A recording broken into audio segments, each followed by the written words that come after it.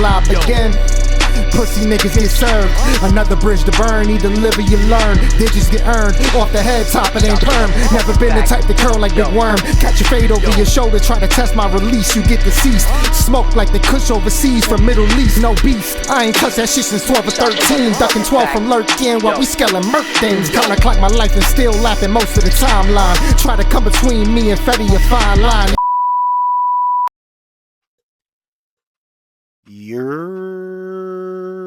What is good, y'all? It's your boy Zaho Facts in the building, and I am back, man. First and foremost, I hope all the dads out there had an excellent Father's Day. I know my Father's Day was really fulfilling, really grateful, and appreciate my family and everything that they did for me. And I hope you had the same type of day, man. Truthfully. But I just wanted to come holler at y'all, man. I know it's been a little while. I had a long week last week handling business, grinding, and I ain't really have an opportunity to get out some new content for y'all. So I just wanted to pull up and just talk to y'all about a couple things that's, I've been noticing. It's been kind of slow for the birds in terms of off-season news. It's just been really just a bunch of like hoo-ha hoopla. I know y'all peeped the crash out, quote unquote, that Hugh Douglas had on WIP when he was talking about how crucial a quarterback is to winning, is winning a quarterback stat type of deal. And it's pretty interesting that one of the more critical people of Jalen Hurts throughout his tenure in Hugh Douglas, which I could also say it's also been objective. Like, you can't really say Hugh Douglas has been like a slandering type of like critic of the birds or of Jalen Hurts, but he's definitely been one of the more critical ones, on WIP. And it's just crazy that he kind of threw the cape on for Hurts because obviously, for the most part, WIP as a whole doesn't really cut Jalen Hurts any slack. At least it's not as much as they cut Carson Wentz. And there could be some obvious reasons behind that if you kind of read between the lines. But that's neither here or there. It's a pretty funny clip, and I'm gonna play it for y'all real quick. Back of the team when he was playing, it was on him. We helped him out tremendously, though. That's the whole point of this.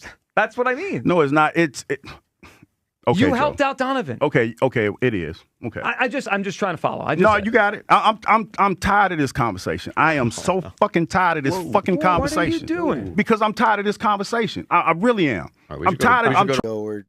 I love shout out to LB Lord Brunson. He be calling him Joe Jigglypuff. That shit funny as hell. But you could tell that it kind of bothered him, and he's like, "What the hell you doing? Like, oh, you're getting off the script, man. Like, come on, this is our bread and butter. Slander Jalen Hurts, man. This is gonna really rock the engagement. Like, what are you doing? You know what I mean? Like, and a lot of these dudes, man, they say shit for face value, and it's pretty much, especially at this point in the off season when there really isn't much other news to really, chat about. You could tell that these dudes really depend on the Hurt slander to make shit like rock. And Hugh Douglas just wasn't having it. He was like, I'm sick and tired of this fucking conversation. And you know what? That echoes a lot of Eagles fans, man. Like, we're pretty sick and tired of the conversation too. A lot of teams and a lot of other fan bases tell me all the time, like, yo, if we had what you had and if our quarterback was as accomplished, we'd hold him to higher regard. And I hold my quarterback to high regard, but a lot of people don't because they're in love with flashy ass stats. You know what I mean? And at the end of the day, that shit don't get it done all the time. There's going to be plenty of quarterbacks with a lot of 4K, 5K seasons that we're going to look back at 10 years from now and be like, yeah, we might have overrated their careers because they didn't get shit done in the playoffs. And then the last thing I want to talk to y'all about is the whole Jalen Carter situation, which to me, like, I feel like we got to stop overreacting to the bullshit and to other people's opinions, because at the end of the day, I know my team. I know we value the trenches very much so. And Jalen Carter's extension, in my opinion, is something that's inevitable, to be honest with you. Everybody has these mock trades and all these, look, the type of return we can get for him and all this da da da da da. And it's like, why are we in a rush to trade a future Hall of Famer? And for those that said, oh, well, what he's done has been kind of a disappointment. And last year was a disappointment. But, dude, we're not even 2 years removed from this dude straight up taking over the last series of the NFC divisional round against the Rams, in which he pretty much won us that game on 3rd and 4th down, literally getting to Stafford. So I want y'all to put in perspective the type of talent that y'all are mocking us trading away. And yes, he's gonna come at a price tag. He's gonna be anywhere between $34 to $37 million a year. But when I tell you guys that, freeing up money from AJ Brown, us being able to reconstruct some contracts later down the line, there's going to be some moves that will be made in order for us to get this done, if those moves even need to be made. Because people forget we got like 30 something million in cap room right now. We picked up his 5th-year option, meaning that he has to play on that 5th-year option before the extension actually kicks in, which means the extension is going to kick in not next year, but the year after. All right? So you have to realize that we do have some wiggle room to get this deal done. I think that all the moves that have been made has also factored in us giving Jalen Carter an extension. I don't think us giving Jordan Davis an extension had anything to do with us sacrificing Jalen Carter's extension to do so.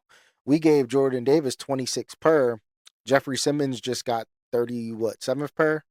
38 per? You know what I mean? So in reality, yes, Jalen Carter can try to ask for that. He's not as accomplished as Jeffrey Simmons, in my opinion. And this is Jeffrey Simmons' second extension.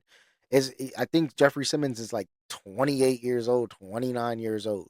I just don't understand the correlation between us thinking like, dude, we can meet somewhere in the middle where it's like, okay, between Davis and between Simmons' contract is somewhere in the 33 to 34 range. And I could see Jalen Carter taking a couple mil off the table just for the fact of sticking around and being with his bros and being with the Eagles. You know what I mean? Like, keep in mind, we were a team that took a chance on him when he had a lot on his name, with the whole accident thing coming out of Georgia. And we decided to take him at 9. And we assured him that if he fell to us, that we were going to take him. And we took him. And he kept a promise to his word on draft night where he's going to come in, work hard, and win us a Super Bowl. And he was a big part of doing that and really instrumental. I honestly think the whole Emmanuel Acho thing with trade him to the 49ers, let them deal with it. Let them pay him $40 a year.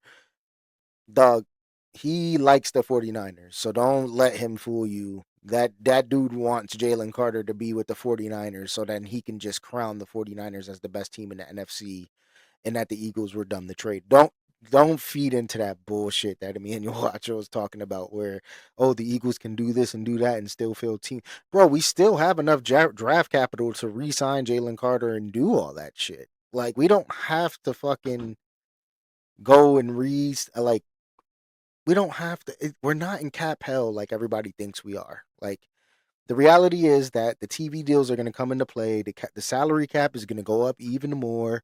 The big question mark is going to be Jalen Hurts. You know what I mean? At the end of the day, even though I would love to extend Hurts and give him a very lucrative deal, it is going to be interesting to see if there might be a back and forth just based on the money that he might want and the money that he feels he might be warranted. Obviously, a Super Bowl trumps that. Any conversation that I'm having with y'all right now, a Super Bowl trumps it. We're paying Jalen Hurts if he wins us another Super Bowl. Like, that's like inevitable.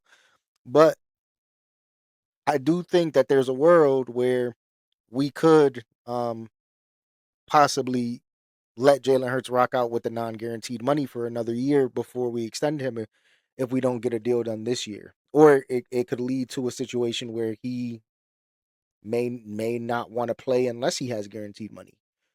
But that's more of a question mark for me, and that's gonna be kind of what determines where the future cap of this team is gonna be. Because we're gonna be a dominantly defensive team from a salary perspective in the next few years, where in the last 5 to 6 years we've been dominated by all, like, we've filled cheap contracts with good talent on defense, but we never had as the defense has never been as expensive as it's going to get right now, where these couple of extensions away with Carter and Quinyon and Coop. So yeah, man, I personally think we get the Carter extension done. If the Eagles feel comfortable in waiting another year, where he proves it this year, he's gonna go off. He may demand even more money. So I think if Howie Roseman is smart and Jeffrey Lurie is smart, we get a deal done right ahead of training camp. Maybe around the end of July, early August, you guys get that little ESPN alert, and yes, sir, Jalen Carter signed that Maxi.